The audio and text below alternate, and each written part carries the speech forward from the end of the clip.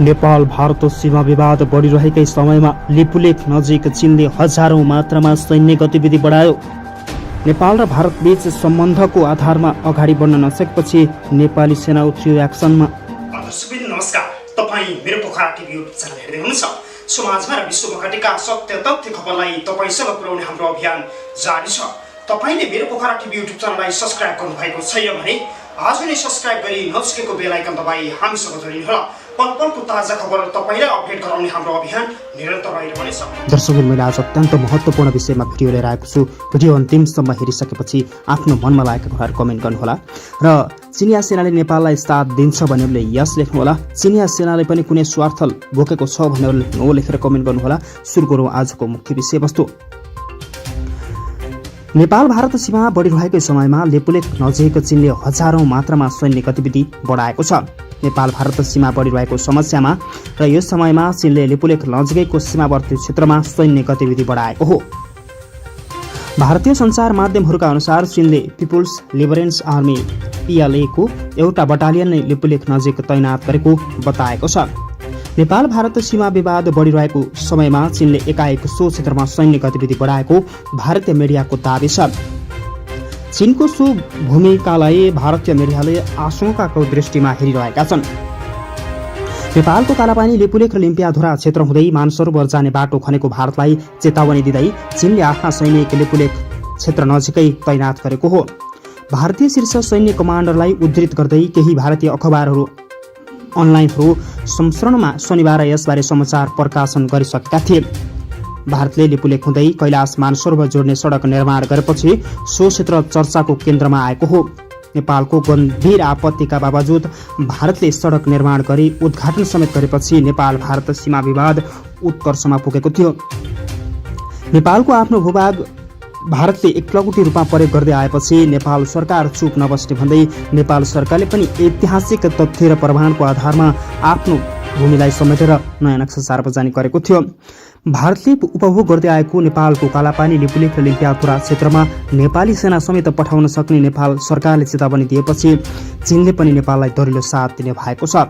यसअघि भारतले आफ्नो राजनीतिक नक्सामा कालापानी लिपुलेख लिम्पियाधुरा सहितको भूभागलाई समेटेपछि नेपालले आपत्ति समेत जनाएको थियो।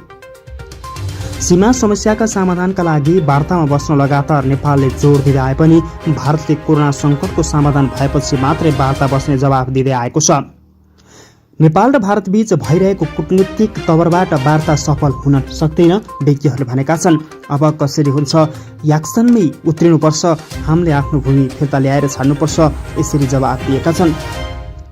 तर त्यसैबीचमा भारतले लिपुलेख हुँदै कैलाश मानसरोवर जोड्ने सडक उद्घाटन गरेपछि भरे नेपालले पनि आफ्नो प्रशासनिक र राजनीतिक नक्सा सम्बोधन गर्दै कालापानी लिपुलेख र लिम्पियाधुरा भूभाग आफ्नो रूपमा समेटेको थियो। भारत सीमा विवादले दुई देशबीच कूटनीतिक संवादहीनताको अवस्था समेत सिर्जना गरे पनि चीनले नेपाललाई दरिलो साथ दिँदै आएको छ। नेपालको लिपुलेख क्षेत्रमा चीनको पनि केही भूभाग पर्ने भएकाले चिनिया सेनाले गतिविधि बढाउन थालेको छ। भारतलाई चेतावनी दिँदै भारतीय सेनालाई पछि धकेल्ने चेतावनी दिँदै चिनिया सेनाले आफ्नो तोप, ट्याङ्क र गोला बारुद सहितको चिनिया सेना त्यहाँ तैनात भएको विज्ञहरूले बताएका छन्। पछिल्लो समय नेपालको कालापानी नजिकै सशस्त्र प्रहरी बल तैनात गर्न थालेको र चीनले पनि लिपुलेख नजिक 1000 को हाराहारीमा सैन्य तैनात गरेको अवस्थालाई भारतीय मिडियाले आशंकाको नजरले व्याख्या गर्न थालेका छन्। उल्लेखनीय छ, भारत र चीन बीच करिब 3 महिनादेखि लद्दाखका क्षेत्रमा तनाव जारी नै रहेको थियो। गत जुन 15मा सीमा क्षेत्रमा दुई देश बीचको हिंसात्मक झडप भइसकेको छ भने भारतका पक्षबाट 20 जना समेत मारिएका छन्।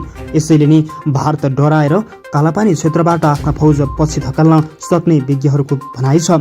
पछिल्लो समय दुई देशबीच भएको कयौं चरणको वार्तापछि उक्त क्षेत्रबाट मुलुकका सेना पछाडि हटेको भनिए पनि अवस्था सामान्य भने भइसकेको छैन। चीनसँग झुकेको भारतले नेपालसँग पनि आफ्नो हैकम जमाइरहेको छ। चीनले नेपाललाई दरिलो साथ दिँदै भनेको छ, तपाईँ अगाडि बढ्नुहोस्, हामी पछाडि साथ दिनेछौँ। नेपालको कालापानी लिपुलेख र लिम्पियाधुरा क्षेत्र नेपालकै हो र तथ्य र प्रमाणका आधारमा पनि उक्त भूभाग नेपालकै हुने चीनले पनि जनाइसकेको छ। यही अवस्थामा भारतीय मिडियाले भारतका शीर्ष सैन्य कमान्डरलाई उद्धृत गर्दै नेपालको लिपुलेख नजिकै ठूलो संख्यामा चिनिया सैनिक भएको समाचार प्रकाशनमा ल्याएका छन्। नेपाली सेना र सशस्त्र प्रहरी बलले मात्रै त्यस ठाउँको सुरक्षा गर्न नसकेपछि चिनिया सेनाले पनि नेपाललाई साथ दिनु भएको छ। भारतीय शीर्ष कमान्डरलाई विभिन्न भारतीय अखबारहरूले सम्प्रेषण मार्फत भारतले लिपुलेख हुँदै मानसरोवर जोड्ने सडक निर्माण गरेपछि चिनिया सेनाले पनि नेपाललाई दरिलो साथ दिनु भएको छ। नेपालको अन्तर्राष्ट्रिय स्तरमा सीमा ढङ्गले अगाडि बढ्दा नेपालका प्रत्येक सिमानामा भारतले आफ्नो हैकम जमाउँदै आएको छ। नेपाल भारतको सीमा बढिरहेको समयमा चीनले लेपुलेख नजिकै सीमावर्ती क्षेत्रमा सैन्य गतिविधि बढाएपछि भारतमा अहिले तहल्का मिचिएको छ, हलचल बढेको छ। भारतीय पक्षले भारतीय सेनाहरू केही कदम पछि हट्ने चिनिया पक्षको भनाइ छ। चीनले नेपाललाई पछिल्लो समय धेरै साथ दिँदै आएको छ।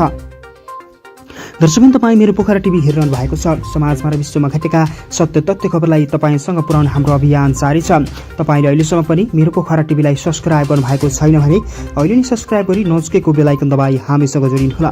दर्शकबिन, आज चीनले नेपाली भूभाग र चिनिया भूभाग सँगैको भूभागमा आफ्ना फौज बढाउनु कतिको जायज छ? बढाउनु पर्छ भन्नेहरूले यस लेख्नुहोला, बढाउनु हुँदैन भन्नेहरूले नो लेखेर कमेन्ट गर्नुहोला। नेपाल भारत सीमा विवाद उत्कर्षमा पुगिरहेको छ। नेपाल र भारतबीच भइरहेको सीमा विवादले अब चिनिया सेना र नेपाली सेना मिलेर नै भारतको अन्त्य गर्ने जनाएका छन्। चीनले नेपालको दरिलो साथ दिँदै भनेको छ, नेपाल र चीन बीच सहकार्यका मुठभेडका स्थिति छैनन्, हामी सहकार्य गरेर अगाडि बढौँ, भारतको यो स्थितिलाई अब अन्त्य गरेर छाडौँ भन्ने खालका कुराहरू अगाडि आएका छन्। भारतले आफ्नो राजनीतिक नक्सामा कालापानी, लिपुलेख र लिम्पियाथुरा सहित नेपालको भूभाग पनि ओगटेर आफ्नो बनाएपछि नेपाल सरकारले आफू मौन नबस्ने भन्दै नेपाल सरकारले पनि आफ्नो भूभाग समेटेर नयाँ नक्सा सार्वजनिक गरेको थियो।